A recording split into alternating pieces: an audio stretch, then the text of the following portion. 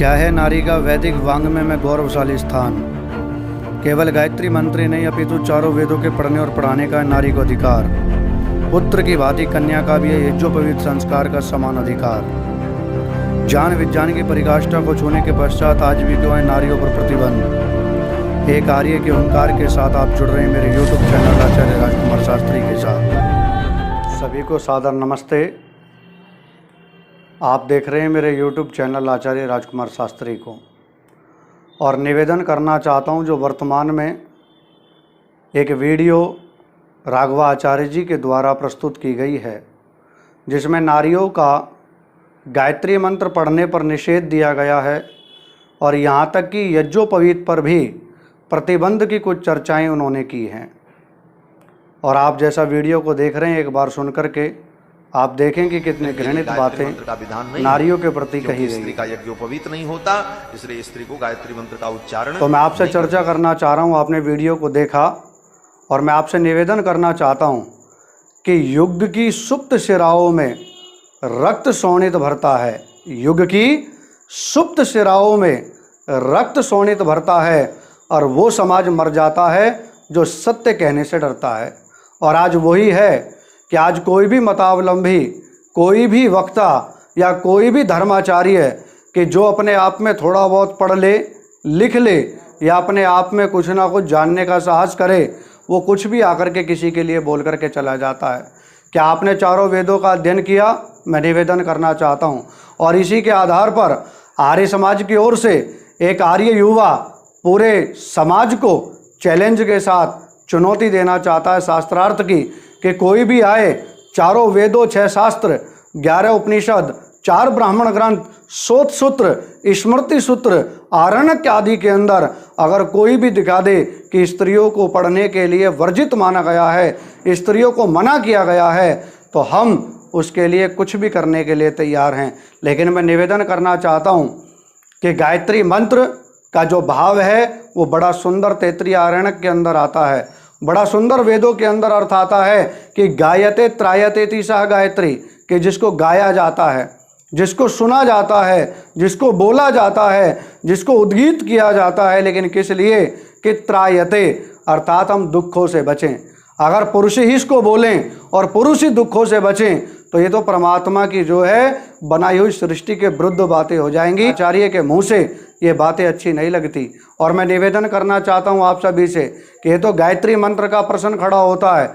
आप किसी भी इतिहास को उठा करके देख लें कि वहाँ तो गायत्री मंत्र के लिए वो आचार्य एक निर्देश कर रहा है कि नहीं बोलना चाहिए, लेकिन आप किसी भी इतिहास को उठा करके देखें, वहाँ आपको विदित होगा कि गायत्री मंत्र नहीं, अगर यज्ञ का भी प्रश्न हो, चारों वेदों का प्रश्न हो और राष्ट्र का प्रश्न हो, सेना का प्रश्न हो, संतान के निर्माण का प्रश्न हो, ग्रस्त का प्रश्न हो या किसी भी प्रकार का प्रश्न खड़ा हो, उस सब में अधिकारिणी नारी को बताया गया है। और कई प्रमाणों के साथ निवेदन करना चाहता हूँ कि आप यज्ञोपवीत के लिए कह रहे हैं, जिस समय 5 वर्ष के ब्राह्मण के बेटे का, 11 वर्ष के क्षत्रिय के पुत्र का और 11 वर्ष के बाद 12 वर्ष के वैश्य के बच्चे का नामकरण संस्कार यज्ञोपवीत संस्कार का आधार है, वैसे ही आपसे निवेदन करना चाहता हूं कि कन्याओं के लिए भी ऋषि दयानंद ने, आर्य समाज ने और वैदिक रीति के अंतर्गत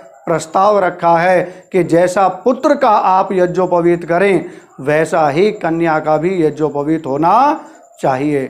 लेकिन फिर भी आज कुछ लोग, किसी ने नरक का द्वार, किसी ने पैर की जूती, किसी ने कुछ बताया, किसी ने भोग विलास की सामग्री बता करके प्रस्तुत किया, और एक नया आडंबर शुरू हो चुका है कि गायत्री मंत्र स्त्रियों को नहीं पढ़ना चाहिए। अरे मैं तो निवेदन करना चाहता हूँ, आप वेद के पन्नों को उठा करके देखें। वेद में स्पष्ट आया है कि स्त्री ब्रह्मा बभूविथा, अर्थात स्त्री गायत्री मंत्र नहीं, अन्य कोई मंत्र नहीं। अगर यज्ञ का संचालन करना चाहे, ब्रह्मा के पद पर आसन होना चाहे और एक अच्छी दिशा देना चाहे, तो यज्ञ आदि के ब्रह्मा बन करके वो यज्ञों का उद्धार कर सकती है, यज्ञों का संचालन कर सकती है। और आप इतिहास को उठा करके देखें कि कितने उदाहरण वेदों के अंदर भरे हुए हैं। और जब मैं संस्कारों को प्रायः कराता हूँ तो वहाँ भी एक बहुत बढ़िया बात आती है कि इदम मंत्रम पत्नी पठेत, कि इस मंत्र को पत्नी पढ़े। और यहाँ कहा जा रहा है कि गायत्री मंत्र आदि को पढ़ना स्त्रियों के लिए निषेध है। बहुत बड़े धिक्कार की बात है और आज मेरा समाज सोता जा रहा है। लेकिन एक निवेदन आपसे करना चाहता हूँ सभी से कि जहाँ तक मेरी माताएं बहनें और पुरुष के वो समुच्च वर्ग सुन रहा है कि जिनको आज अधिकार सबसे ज़्यादा दिया जाता है, ऋषि दयानंद के शब्दों में कहना चाहता हूँ कि अब लेखनी में स्याही नहीं लहू होना चाहिए। अब लेखनी में स्याही नहीं लहू होना चाहिए। और अब इंकलाब लिखना नहीं है, अब इंकलाब होना चाहिए। अगर आप जागेंगे तो इस राष्ट्र में सभी को अधिकार मिलेगा। और वेद की दुंदुभी के आधार पर, वेद के स्वर नाद के आधार पर मैं निवेदन करना चाहता हूं कि सभी को वेद पढ़ने का अधिकार है। वैसे ही नारियों को वेद पढ़ने का अधिकार है, माताओं को वेद पढ़ने का अधिकार है, बहनों को वेद पढ़ने का अधिकार है। और एक नहीं, ना जाने कितने वेद मंत्रों के अंदर ऐसी बात आई हैं, ऐसी चर्चाएं आई हैं कि यज्ञ के अंदर स्पष्ट लिख दिया गया है, ऋग्वेद के अंदर 10वें अध्याय के 159वें मंत्र के अंदर कहा कि स्त्री यज्ञ का संचालन भी कर सकती है, स्त्री यज्ञ की अधिकारिणी भी है और यज्ञ को समय समय पर करके वो अपने घर और परिवार को बना सकती है।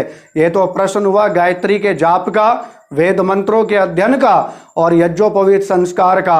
अब विषय लेना चाहता हूं सबसे बड़ा कि अगर स्त्रियों को पढ़ने का अधिकार नहीं है या स्त्रियों को मंत्र बोलने का अधिकार नहीं है तो मदालसा जैसी ऋषिकाओं ने अपनी संतानों को कैसे ऋषि बना करके समाज के लिए प्रस्तुत किया, कैसे माता सीता संध्या वंदना किया करती थी, किस प्रकार गार्गी ने राजा जनक के द्वार में जाकर के सभी को शास्त्रार्थ के लिए ललकारा। ये सभी साक्ष्य उदाहरण, ज्वलंत उदाहरण हमें एक दिशा देते हैं कि प्राचीन काल से जब से सृष्टि चली है और वर्तमान तक, आज तक मैं निवेदन आपसे करना चाहता हूं कि स्त्रियों को पढ़ने का भी अधिकार है, स्त्रियों को जानने का भी अधिकार है। और अगर यहां तक बात कहना चाहूं कि अगर युद्ध आदि का संचालन भी करना पड़े और युद्ध आदि में भी स्त्रियों को अपने आप को आहुत करना पड़े तो रानी लक्ष्मीबाई जैसी, किरणमयी जैसी, रानी दुर्गावती जैसी, मदालसा जैसी, पन्नाधाय जैसी नारियों के उदाहरण को लेकर के देखना।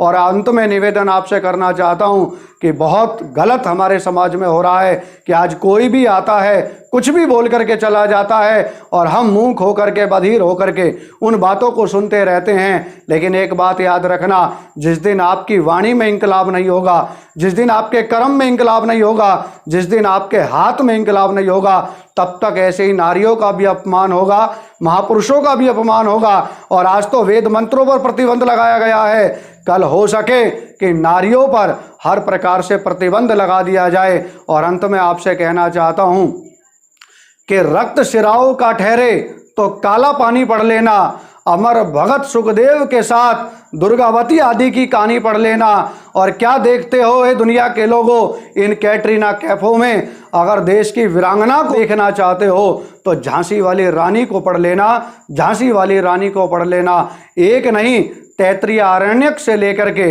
ब्राह्मण ग्रंथों से लेकर के, वेद आदि से लेकर के, उपनिषदों से लेकर के, मनुस्मृति तक भी स्त्रियों के लिए उन विद्याओं का प्रचलन है, उन विद्याओं की सुंदर व्याख्याएं की गई हैं, उन संस्कारों का आधार रखा गया है कि जिससे वो स्वतः तो ब्रह्म वर्चस्व बने, स्वतः तो वो उन्नति की ओर बढ़ें और अपने समाज को, राष्ट्र को, घर को, परिवार को और अपनी संतान को आगे बढ़ा सके।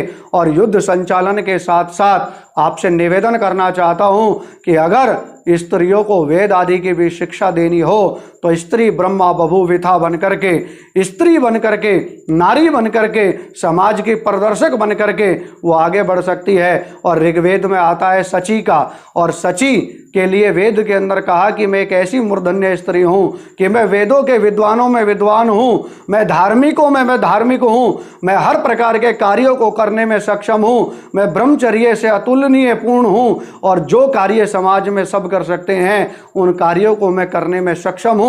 तो इत्यादि प्रमाणों से उन सब मतावलंबियों को पता लग गया होगा कि स्त्रियों को गायत्री मंत्र ही नहीं अपितु वेद में जितने भी मंत्र हैं, समाज के अंदर जितनी भी प्रक्रियाएं हैं, राष्ट्र के प्रति जितने कर्तव्य हैं और यज्ञोपवीत का अधिकार माताओं के लिए विशेष दिया गया है।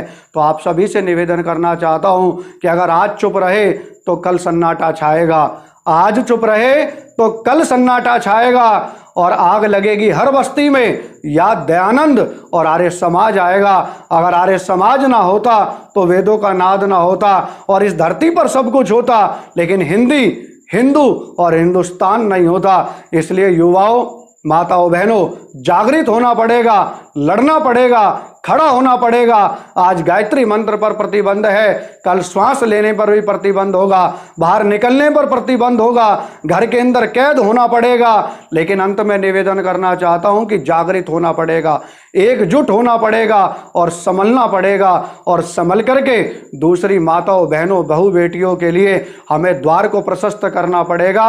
और अगर वो ऋषि दयानंद ना होता तो याद रखना कि जिन स्त्रियों को पैर की जूती समझा जाता था, जिनको नरक का द्वार कहा जाता था, जिनको भोग विलास की वस्तु समझा जाता था, बच्चे पैदा करने की मशीन जिनको समझा जाता था, उस ऋषि ने कहा कि ये पैर की जूती नहीं है, अरे ये तो जगदम्बा का आधार है, ये तो राष्ट्र का आधार है, ये तो सर की पगड़ी है, ये तो स्वाभिमान है। और वेद में कहा है कि केतुर अहरणा, अर्थात ये वो सम्मान रूपी ध्वज है कि जिसको संसार में कोई ध्वस्त या पराजित नहीं कर सकता, परास्त नहीं कर सकता, कोई झुका नहीं सकता। इसलिए अपनी मर्यादा को समझना पड़ेगा। और विधर्मियों के लिए संकेत करना चाहता है एक आर्य युवा जो आपके बीच में खड़ा होकर के ललकार रहा है कि कोई भी भूपटल पर आए और आकर के ये कहे कि वेद पढ़ने का, मंत्र पढ़ने का अधिकार नहीं है। अरे गायत्री तो वो आधार है कि अगर जिसकी बुद्धि भी काम ना करती हो, और ऐसे निर्बुद्धि जो इन बातों को करते हैं उनके लिए भी प्रेरणा देता, धियो यो न प्रचोदयात्, कि हम उस बुद्धि की प्रेरणा से आगे बढ़ें, उत्तम गुण कर्म स्वभाव को बनाएं कि जिससे हमारा जीवन जागृत हो सके, हमारा जीवन उन्नत हो सके। इसलिए निवेदन करना चाहता हूं कि आगे से कोई भी किसी भी प्रकार से हमारे ऊपर उंगली ना उठा सके, माताओं बहनों पर उंगली ना उठा सके, हमारे वेद आदि पर उंगली ना उठा सके। इसलिए एक होना होगा और पुनः आपको जागृत होकर के आर्य समाज के साथ आगे बढ़ना होगा। अगर ये थोड़ी सी बात आपको अच्छी लगी हो तो मैं निवेदन करना चाहता हूँ इसे ज़्यादा से ज़्यादा बढ़ाएं, शेयर करें, हर माताओं बहनों तक पहुँचे, हर उन दोषियों तक पहुँचे, उन दुराचारियों तक पहुँचे, उन मतावलंबियों तक पहुँचे कि जिन्होंने वेद आदि का अध्ययन तो नहीं किया लेकिन मनगढ़ंत बातों से आज वो बहला फुसला करके उन महिलाओं को जो देश की कर्णधार है, देश की पतवार है, जो नाव की तरह किनारे लगाने वाली है, उनको बहकाने का, पथभ्रष्ट करने का प्रयास कर रहे हैं। तो आपसे निवेदन है कि ज़्यादा से ज़्यादा इस वीडियो को शेयर करें और आप समझें और गायत्री आदि के साथ वेद पढ़ने का भी अधिकार ऋषियों ने आपको दिया है, उस सोपान को आकर के लेकर के चलें। आप सभी का हृदय से बहुत बहुत धन्यवाद। सादर नमस्ते। ओम।